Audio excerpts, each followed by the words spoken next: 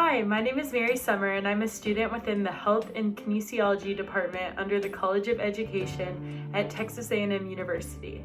As part of my undergraduate degree curriculum, I am able to take many different courses which prepare me for teaching in the field, including a course called HEFB KNFB 324, Technology and Teaching Skills for the 21st Century Learner. This course was extremely beneficial in that I became proficient in many different forms of technology that I can apply in my future classroom. In addition, we learned about how to manage a classroom in which technology is utilized. During this course, I learned about a variety of different programs and technology strategies each week. However, the ones that I enjoyed the most and became the most skillful in were Microsoft applications, open source alternatives, and universal design. The teaching strategies that I found most helpful throughout this course were the various ways in which a teacher can use technology with students of multiple learning levels in the classroom, as well as how to conduct a parent-teacher conference. One of my favorite parts of this course was learning about different programs and technology strategies to utilize as a future educator. I have always been familiar with Microsoft Word, PowerPoint, and Excel. However, during this course, I learned so much more about each application and how I can utilize each to its full potential. I learned the correct usage of APA 7th edition, which is the required format for many of my classes. In addition, I learned how to utilize Slide Master and PowerPoint to format my presentation in a uniform way. Another tool that I found particularly useful in this course is open source alternatives. The general purpose of open source alternatives is for people to access an open source tool to match or even outperform the proprietary alternative for each closed source application. Some of the open source alternatives that I learned about were Google Chrome, Open Office Writer, and Mozilla Thunderbird. During the course, we discussed how open source alternatives are beneficial as an educator when planning lessons and material due to their low cost, availability, dependability, and high security.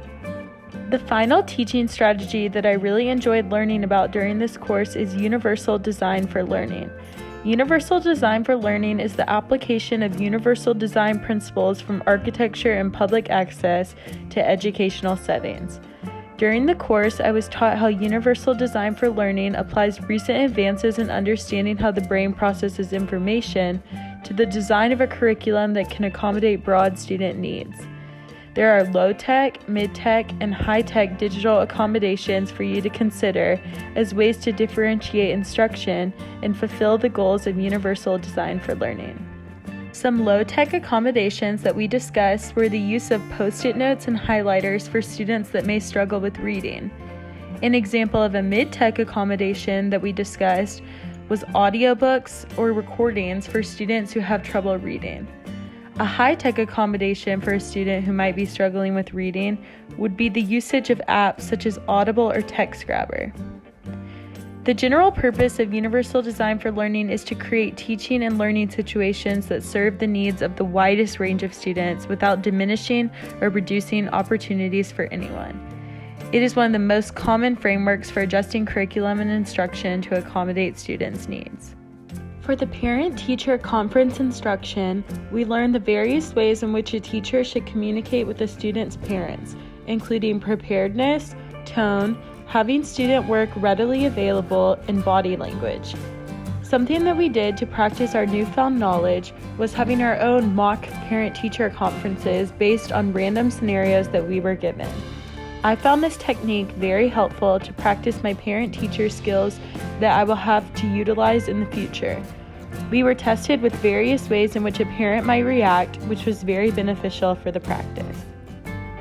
During this course, I gained the knowledge and confidence to utilize different technology skills and pedagogies that I was not aware of before. This course has paved a way for me to become a better educator for my future students, equipped with a vast variety of digital teaching skills. Thank you.